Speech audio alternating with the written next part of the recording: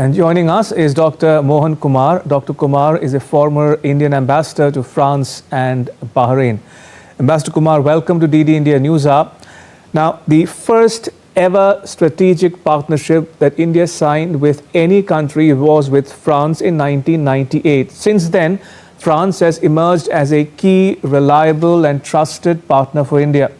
Correct me if I'm wrong, but France was the only country that did not impose sanctions on India after it conducted nuclear tests in 1998. And today, the India-France partnership straddles defense, civil nuclear energy and space, in addition to clean energy and now AI.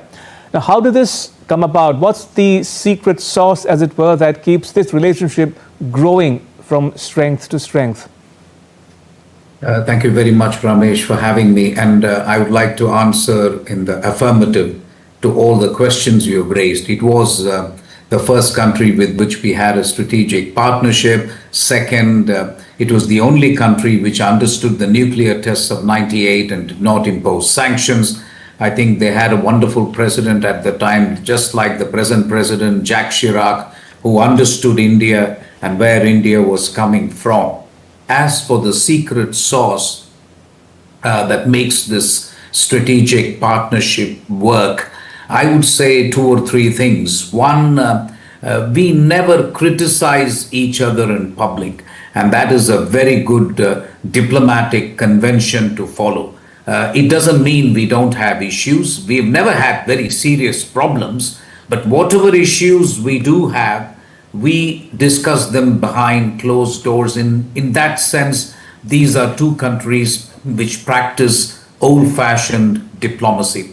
The second reason why the two countries have had such a wonderful partnership is because of their fundamental commitment to strategic autonomy and multipolarity. Both countries firmly believe that each country must be allowed to practice strategic autonomy, and both countries believe in a multipolar world order. So that helps things. Last but not least, I would also say that there is a comfort factor between France and India when it comes to people ties. Our scientists and our diplomats across the board, there has been a comfort level. I would also say and add finally that among all the countries, France perhaps has a better record than most Western countries in transferring technology to India. You have to go back to 1950s when we cooperated with them on aircraft, and since then to date there has been some substantial transfer of technology. May not be 100% in all cases, but there is nevertheless a substantial transfer of technology. For all these reasons, I would say that India and France have developed the famous or the elusive trust factor. You will find that both the leaders use the word trust at least half a dozen times. And this is not hyperbole. Really, the partnership is based on trust and cooperation. Indeed. And now coming to the Mumbai summit, Ambassador Kumar, what did you make of the optics and outcomes from the talks, annual foreign minister level talks on the defense front, the production of the Hammer missiles in India and the inauguration of a helicopter assembly line? Why don't you put the India-France ties in its proper context for our viewers? No, it's very hard to think of the present visit except in terms of a strategic reaction by France and India to a world that has become significantly more turbulent in 2025. There is no other way to put it, Ramesh.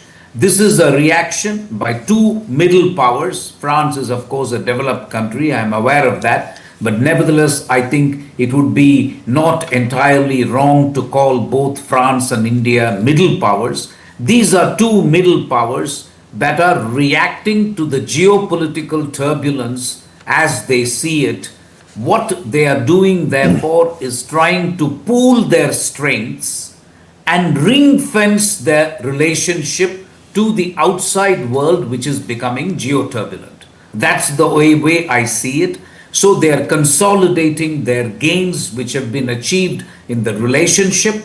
They're trying to take it to the next level. I don't think it is entirely hyperbole to say that the relationship has been elevated to the level of a special global strategic partnership. I think that fits the billing of the two countries. More than anything else, I like the Prime Minister's description of the relationship as a partnership without boundaries.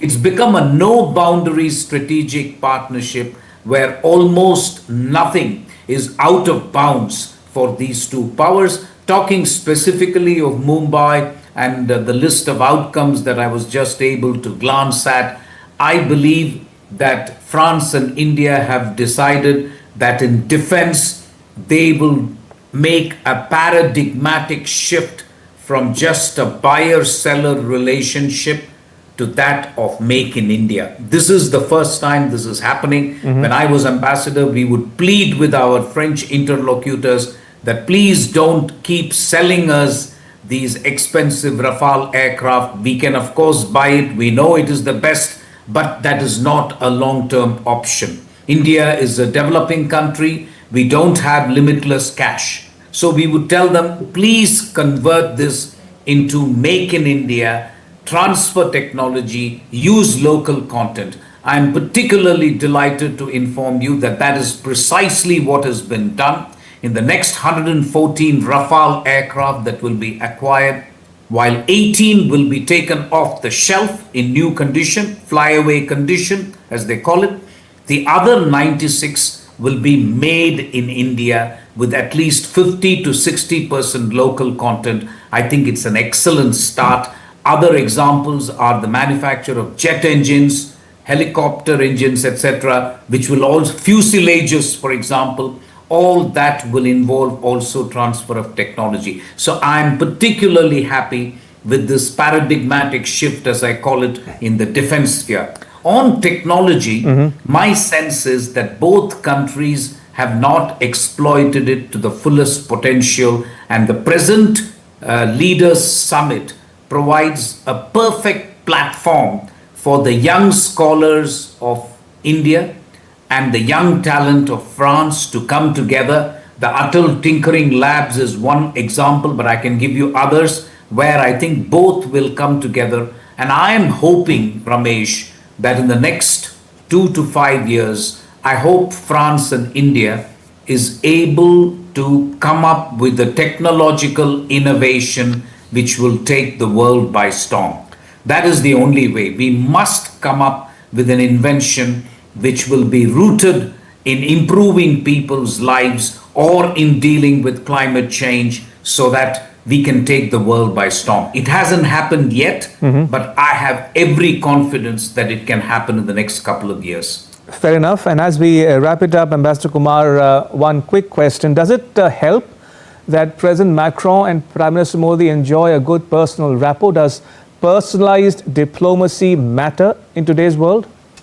Oh, 100%. And especially with somebody like Prime Minister Modi. If you, I can say, I've said this before, but I will say it again, it bears repetition that other than the late leader Shinzo Abe, who I think enjoyed an amazing relationship with Prime Minister Modi without a doubt, but outside of that, among all the current leaders you have in the world, there is no leader with whom Prime Minister Modi enjoys a better relationship than President Macron. I have been witness to it. I think I was the one who was ambassador when they first met in France. And since then, I have noticed that this personal relationship has gone from strength to strength. And I think when President Macron's time runs out next year, I think Prime Minister Modi and India will miss him dearly. On that note, Ambassador Kumar, a pleasure as always to talk to you. Thank you for your time. Appreciate it.